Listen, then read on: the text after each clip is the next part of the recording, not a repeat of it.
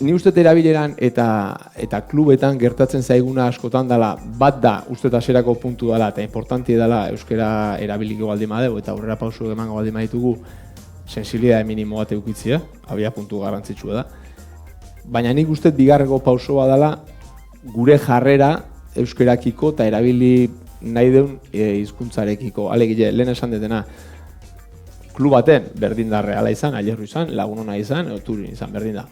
Etortzen baima bat euskeraz ez dakina, nik uste oso barnerauta daukagula ala esplikatu digutelako errespetu txarrekoa dela pertsona horrek ulertzen ez du hizkuntza baten jakite eta gaina nola ez jakinda danok erderaz, orduan zeatik ez diozu erderaz egiten. Ulertzen, eta orduan ja danak naturalki erdera pasatzen gea. Zesan digutelako erderaz hitz egitez bazu horrekiko errespetu falta bat egiten aizeala. Orduan nik uste dut gai izan behar deula esplikatzeko, ez dakien horri.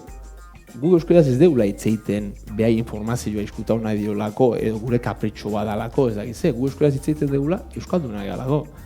Eta euskaraz sentitze galako, eta euskaraz bizi galako, eta euskaraz natural gaudelako, eta ni nire taldekide euskaldun batekin euskaraz hitz egiten detelako. Eta ni Mikel ezautzen eta aspalditik eta eske irreala ite zait eta inkomodo nago behagin erderaz hitz egiten, eta ez da.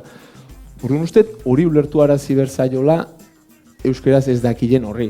Eta esan bertzea barka, baina zuk erabaki bat hartzen naizea euskeraz ez ikasteko, eta zuk euskeraz ez ikastien ondorio bada, gu guztiok erderaz jartzen gaituzula.